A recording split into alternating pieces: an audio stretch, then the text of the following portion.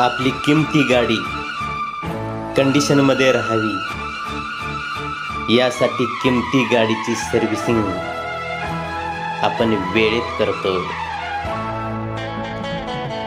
गाडीचे पार्ट आपण वेळेत बदलतो. थोडा विचार करा, आपल्या अनमोल शरीराची काळजी गाडीच्या सर्व्हिसिंग सारखी घेतो का? गाडीचे पार्ट बाजारात उपलब्ध आहेत, परंतु शरीराचे पार्ट उपलब्ध नाहीत.